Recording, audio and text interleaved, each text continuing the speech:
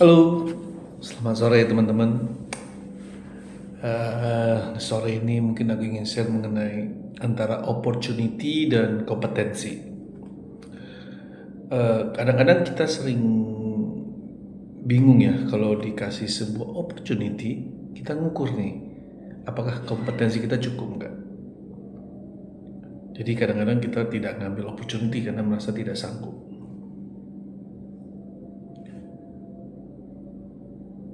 Dan terkadang kita hanya ngambil opportunity yang kita merasa oke, ini gue bisa lakuin. Tapi apa yang terjadi dengan orang-orang yang sukses yang saya amati dan bahkan teman-teman sekeliling saya yang cara berpikirnya agak unik. Mereka lebih cenderung posisinya lebih ke kayak stretching dan berpikir besar. Ini memang agak-agak menarik ya. Kualitas orang-orang yang kekayaannya besar, orang-orang yang sukses, rupanya mereka tipe-tipe orang yang lebih berani mengalahkan diri mereka sendiri. Artinya apa gini? Sewaktu mereka melihat opportunity, mereka lebih berani mengatakan iya ketimbang tidak, walaupun mungkin secara kompetensi mereka merasa ini akan sulit.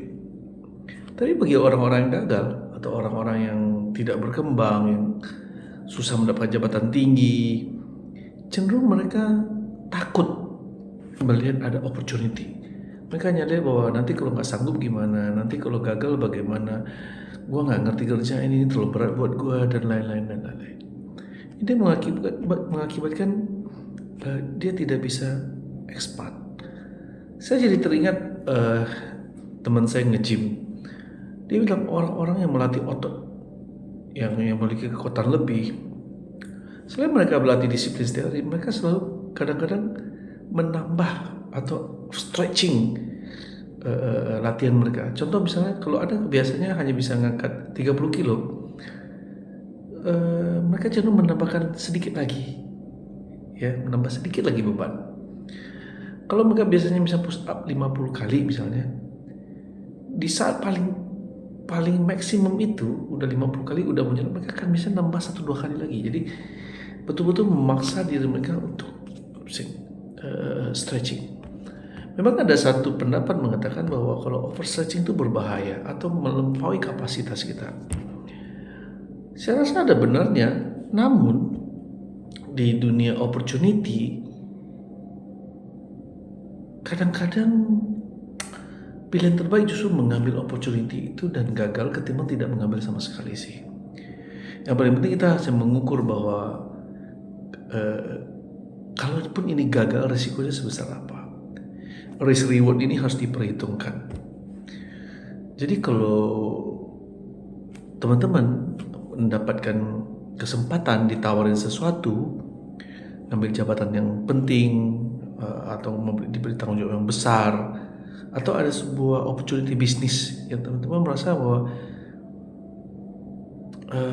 ini kayaknya susah banget buat gue, tapi diri sendiri sekarang tidak punya opportunity apa-apa, maksudnya dalam kondisi yang Anda sedang tidak punya kerjaan, Anda sedang tidak punya bisnis, tidak sedang fokus dalam sesuatu, saya sarankan untuk coba aja sih, ambil opportunity-nya.